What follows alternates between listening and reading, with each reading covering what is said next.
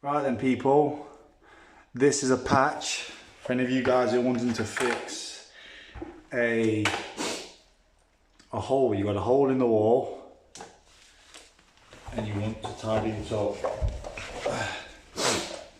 This is how I go about it. As you can see, there's damage to the plasterboard. I tidy that up by taking off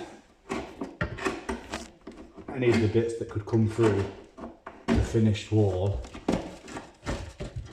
So I tidy up the paper, because if the papers roll up, see that? Made that edge nice and clean and new. So there's no chance of any of, because see that piece of paper there, if I fill that and that paper rolls through, it's hard to get a finish on it. So I tidy up. I don't know what words you'd use, but I use bevel. I bevel the edges. See that? Let's check the recording.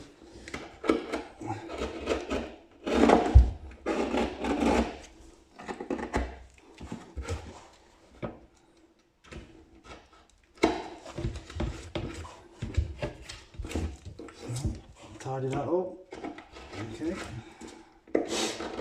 So I'm a plaster patcher, so this is the work I do kind of every day. I was talking to a customer about an hour ago. I did a few patches in their house. I said, "Oh, this might make a good video." I said, "Some people will be quite interested to see how we do it." So I'm just going to go pick up some. I've got a bit of plasterboard. 1 second.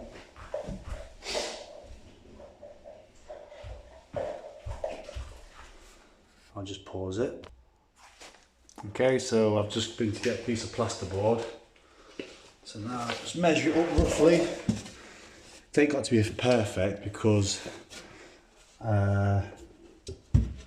this stuff, easy fill 20 is the absolute business. And yeah, it fills like nothing else does, and it goes off like it says in 20 minutes. So roughly cut this, boom.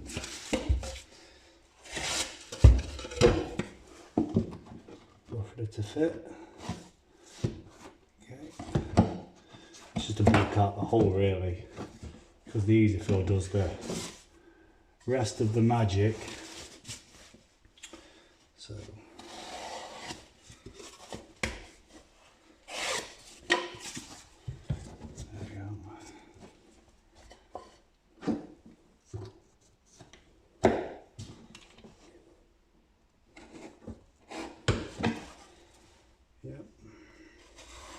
like I say, this is just kind of just just save a bit of the easy fill. It's not that cheap, but yes, but it's just better just to put a piece of plasterboard into the wall. So as you can see, it's coming along. Take off a chunk off the corner. As you can see. Then if you guys know how to, I mean, you just kind of roughly cut, it will just snap, cut to the side, and there we go. So we'll just dab that out. I'll show you. This whole operation shouldn't take, I mean, if you're doing it for the first time, yeah, probably take you about an hour maybe, something like that. But this plasterboard I'm using is 9.5, so all this stuff, when you're using, let's say I try and put 12.5 or 15 mil, it can end up holding the plasterboard too far out the hole. So when you get some 9.5, it's really nice. It's kind of, it just falls back below the existing. So now I'm going to mix up some stiff gear. I will pause it again while I mix up. Okay, so I've mixed up. Now the consistency of the mix don't really matter too much. Some people mix it a bit thinner. I don't get as obsessed. It depends what I'm doing, but for you guys, you mix it kind of, you can see that it's kind of stiff enough so it doesn't just droop off the trowel, just nice and thick for this job, just because I'm kind of I'm sticking a board on first, but ultimately you can get by either way. Don't get too obsessed with, you know, is this going to be right, because it really doesn't matter. So I stick my bit of board in, like so. Make sure it's squeezed back below the existing, because of course I don't want the plasterboard coming out further than the existing, so I'm never going to get the finish that I want. So I squeeze that in. See, that's kind of stuck. You can wait for that to go off, but I'd say don't worry about that. Sorry about the lighting. So now I'll show you again. Oh, see that? Nice and thickish. Not too thick, but yeah, again, don't matter. Just get it on. Get it on, because you do all the perfecting after. So you've seen how I beveled the edges and all that stuff. Cut a rough shape, stick it in, and you can see I fill this very rough, and this is where the magic happens, which people probably who aren't patchers or plasterers don't know, is we leave it rough, we leave it proud. So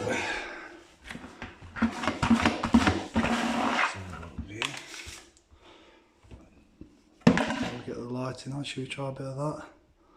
Does that work?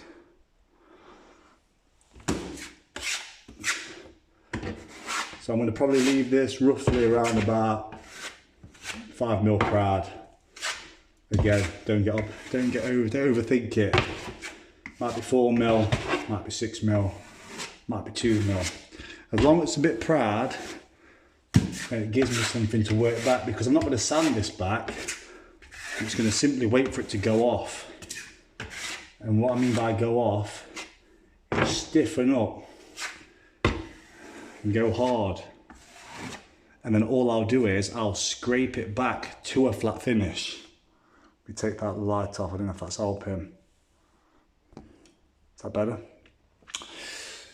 So yeah, so that's basically it. So now it's a waiting game. I wait for that to go stiff. It doesn't matter how stiff, but it wants to be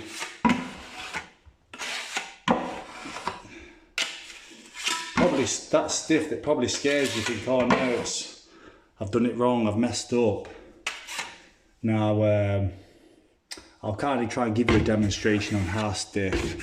If you've only got one patch to do, it's really, even if you've got a few, put it this way, you can leave it to go that stiff, you can wait till next day and it's completely like chalk, and probably still do it the way I'm about to show you how to do it.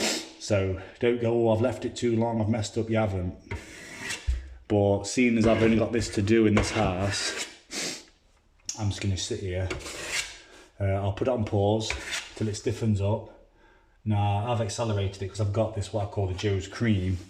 And on previous mixers, the scrapings that I'll get off this one by scraping it with water, the slime I get off, I keep it in a little pot so that always stays moussey, and I put a dob of that into my mix, and that probably halves the time. You can probably even quarter the time if you put enough of that slime in.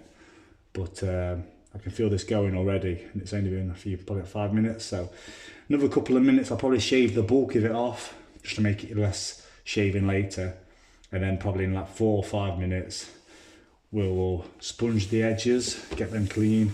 We'll trowel it all completely flat, and I'll show you the final touches. So I'll pause it for now. Yay, back.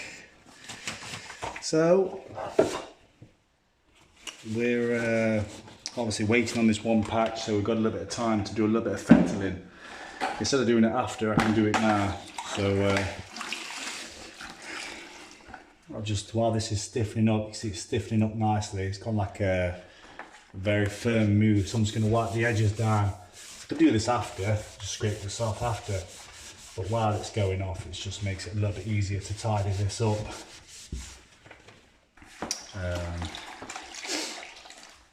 What did they say? In the interim, is that what posh people say? In the interim, just do this. So just tidy that up. As you can see, starting to reveal the plaster now as I'm wiping off the paint. And yeah, you can see, I don't know if you can see how thick the plaster's actually been applied, but it's probably, I'd say, 5-ish mil, something like that. So I can maybe take a bit off to take some work out off, take a little bit of muscle out the final trowels. But yeah, you don't have to do this yet. So I'm just sitting here, I'll do a little bit now. It just gives it opportunity. The reason I do this is because if I did it completely flat in the first place, the shrinkage in the filler, you would find that you had to fill again. Where this way, once it's all gone, it can do all its shrinking, and that way you only have to fill once. And then you just scrape it back to a nice flat finish. And we use joint cement, what we call Ames, to if we do like create any scratches, you know, while we're filling it off that go a little bit too deep, and we fill it back out slightly with that, and that's how we get that beautiful final finish. That needs another couple more minutes, so I'm just going to pause again, and then I'll be back with you. That's been another probably a couple minutes. So, the art to a beautiful patch. You know, what makes a good patch? Well, it's pretty obvious. It's a patch that needs little to no preparation for the painter. If a painter can come in and paint your patch and not need to do any work to it, and after he's painted it, it's invisible, then that is the grand master of all patches. So you can use a flat blade just to scrape it back flat, but I find a flat blade, because of the flex in it, it can sometimes scoop a little bit more out the middle. So I'm just going to go with the straight up Marshall tab view. I'm just going to go, you know, from existing to existing. I'm not going to go from the middle because I could pull out too much. So I'm just going to go from existing to existing and go this way, okay?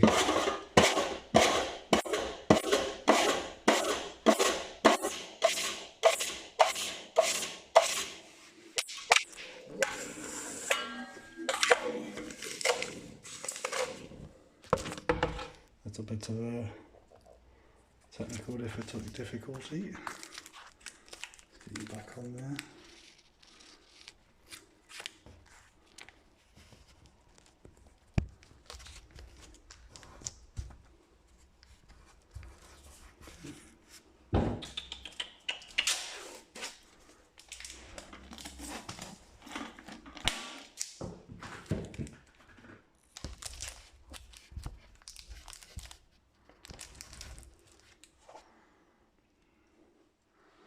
Let's go again. Use a stiffer blade actually. I'm going to use my 8-inch Ragni. Find this is even better.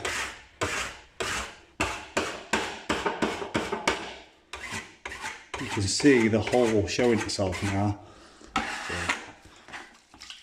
less is more. I don't want to take too much off and think, fucking hell, I've got to put some back in.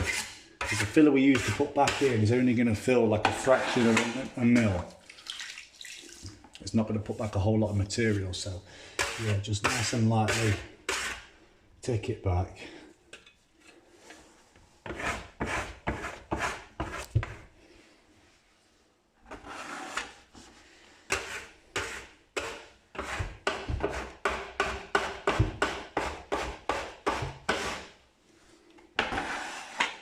This is the stuff I'm taking off now, is the stuff I save.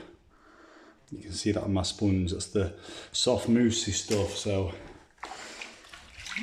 if you want to turn your 20-minute filler into a 10-minute filler or a 5-minute filler, then that's the stuff you save. So you can see we're nearly there now. Just got to take that big chunk off on the left, and then we're nearly on to the final stage. So there we go.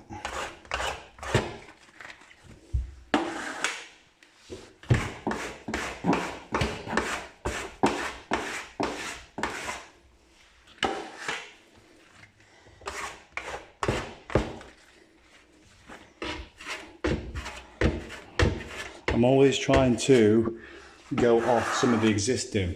Like, you won't see me doing this from the middle because I can end up scooping out too much. So if I'm doing that bit there, I'll always go off the existing, or there, as much as possible anyway. And I know I'm not going too deep.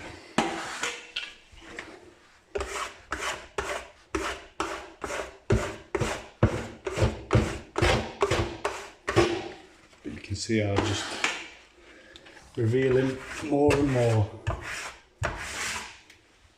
of the existing and the shape that I've actually filled in.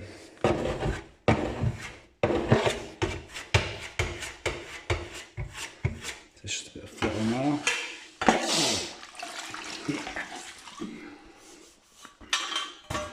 A sponge around the edge of the roof.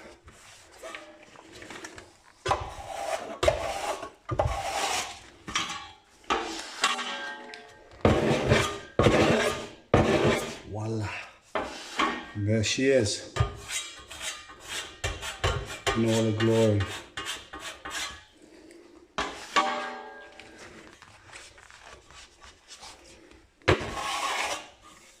So, as you can see, little sponge. Now, that patch is a tiny bit hollow. I probably scraped out a fraction too much. Yeah. It's natural.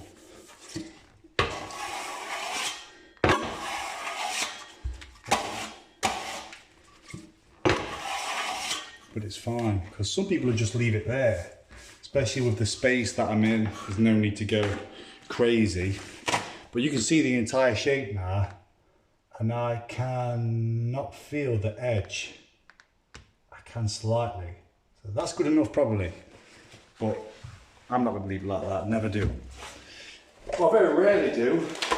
Now for the final touch, because there I'm going to go get the joints. Okay, so now this is where I'm going to use the flat blade. 8-inch flat blade, filler blade, whatever you want to call it. A little bit on there. Again, go from existing to existing. Fill, and you'll see that that'll be about it then.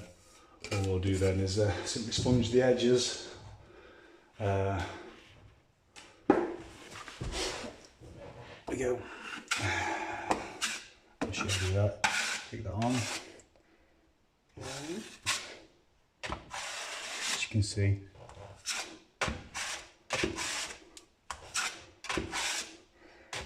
And you can see now, because of the difference in shade and colour,